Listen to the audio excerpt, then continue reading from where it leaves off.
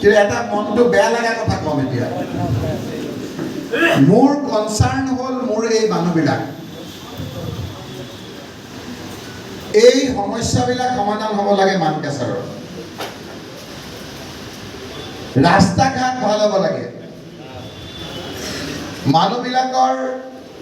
উপাৰ্জনটো ভালকৈ হ'ব লাগে ঘৰখন ভালকৈ চলিব লাগে ল'ৰা ছোৱালীবিলাক ভালকৈ পঢ়াব লাগে কৃষিৰ লগত লগা ব্যক্তিখিনিয়ে ভালকৈ বস্তু বিক্ৰী কৰিবলৈ ৰাস্তা ঘাট ঠিক কৰিব লাগে যদি চৰকাৰখনে এই মানুহখিনিক কোনো অত্যাচাৰ নকৰে এই মানুহখিনিৰ উপাৰ্জনত কোনো বাধা নিদিয়ে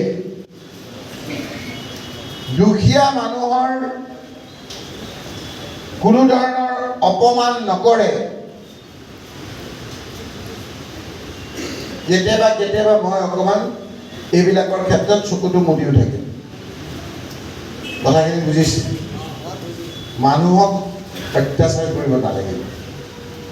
মানুহৰ হকে কাম কৰক ক'ৰবাত চৰকাৰে দুই এটা কাম কৰিছে এমএলএ কিনিবৰ কাৰণে কিবা কৰিবৰ কাৰণে দুই এটা নেদেখা পাওঁ কিন্তু যদি মানুহক অত্যাচাৰ কৰে মানুহৰ খোৱা পানীত যদি বিষ ঢালে সেই ধৰণৰ কথা বতৰাত কেতিয়াও সহ্য নকৰোঁ মই ৰাজহুৱাভাৱে আজি আপোনালোকক কৈছোঁ যে এই ক্ষেত্ৰত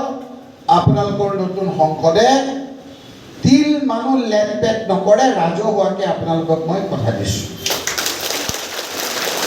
এনেকৈ ৰাজহুৱাকৈ কোনোবাই কথা দিব পাৰিব নকৰোঁ কৈছোঁ নকৰোঁ সেইকাৰণে মই ঈদৰ আগত এটা মেছেজ দিবৰ কাৰণে আপোনালোকৰ ওচৰলৈ আহিলোঁ 17 তাৰিখে ঈদ ঘৰত কামো আছে তাৰপিছতো মোক বহুতে কৈছে এতিয়া যাব নালাগে মই কৈছোঁ গৈয়ে থাকিম আৰু যাম মই কেতিয়াবা খবৰ দি যাম কেতিয়াবা খবৰ নিদি যাম কেতিয়াবা দেখিব